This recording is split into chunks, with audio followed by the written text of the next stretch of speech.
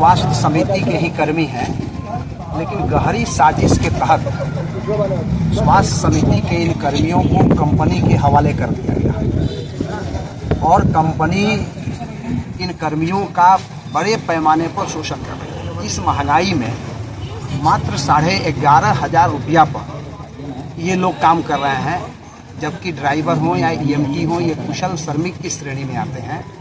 यदि इनको न्यूनतम मजदूरी भी दिया जाए तो कम से कम 19,000 रुपया इनको मिलना चाहिए, लेकिन मात्र 11,500 रुपया पर ये लोग काम कर रहे हैं। यह बड़े पैमाने पर इनके श्रम का शोषण है। इसके खिलाफ पूरे बिहार के अंतर्गत जो 102 एम्बुलेंस कर्मी हैं वो हड़ताल पर हैं। ये हड़ताल जो हुआ, ये राज्य स्वास्थ्य समिति के द्वारा एक प्रायोजित हड़ताल मैं इसको कह रहा हूँ, इसलिए कि 19 अगस्त को ही राज्य स्वास्थ्य समिति के जो ईडी हैं उनको संघ की ओर से लिखित दिया गया कि इस महंगाई में श्रम कानूनों का उल्लंघन हो रहा है, न्यूनतम मजदूरी नहीं मिल रही है।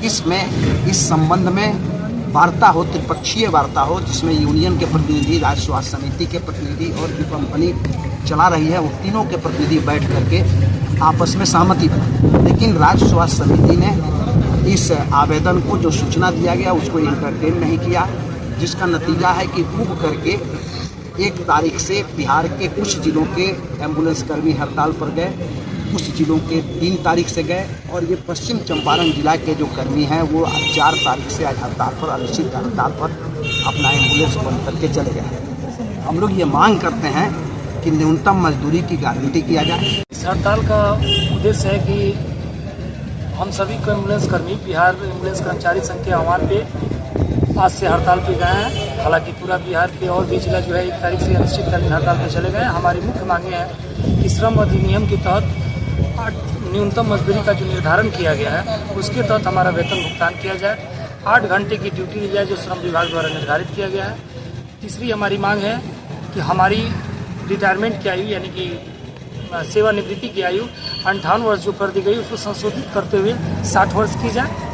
साथ ही साथ सबसे प्रमुख मांग है कि कंपनी नीति को खत्म करते हुए पूर्व की भांति हमारी एम्बुलेंस का संचालन जो है सो जिला स्वास्थ्य समिति के द्वारा ही किया जाए, क्योंकि कंपनी नीति के खत्म होते ही हमारे सारे कर्मचारियों का सारी समस्याएं खत्म हो जाएगी। चूँकि हम लोग जिला स्वास्थ्य समिति के अंतर्गत आते ही एक संविदा कर्मी हो जाएंगे और हमारी मांग आगे तक भी जा सकती है। अगर सरकार मांगे नहीं पूरी करी तो हम लोग जब तक हमारी मांगे पूरी नहीं होती है, हम सभी पश्चिम चंपारण के सारे एम्बुलेंस कर्मी कटिबद्ध हैं, प्रतिबद्ध हैं कि जब तक हमारी मांगे पूरी नहीं होगी हम लोग अनिश्चितकालीन हड़ताल पर डटे रहेंगे। क्या नाम होगा? मेरा नाम आदर्श मनी हुआ, जिला सचिव।